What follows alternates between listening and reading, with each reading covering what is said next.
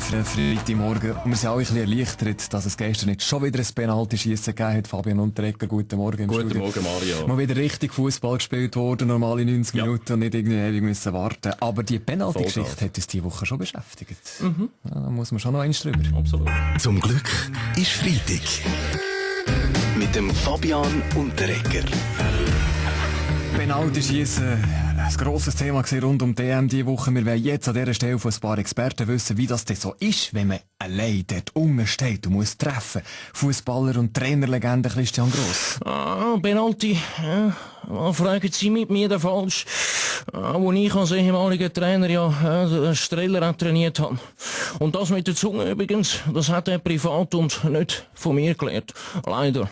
Unser Fußballexperte, Co-Kommentator und Trainer Hans-Peter Latour dafür ist ein ausgewiesener Kenner in Sachen Penalty. Ja, Penalty ist vor allem einen gegen einen nach dem anderen. 5 gegen 5 und alle gegen einen, wenn einer verschießt, oder?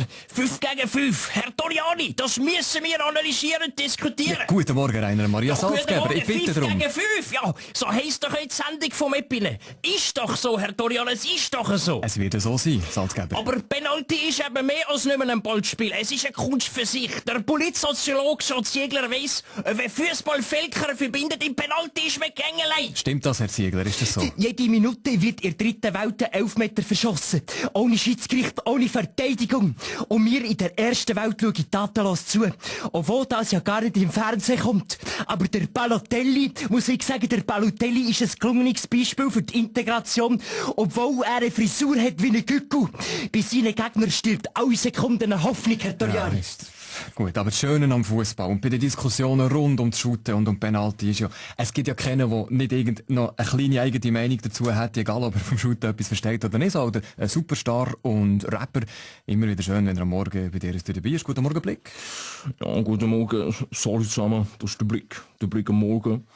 11 Meter bist wie 6. Entweder geht rein oder nicht. Entweder man hat ihn oder nicht.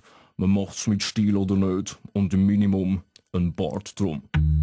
Zum Glück ist Freitag.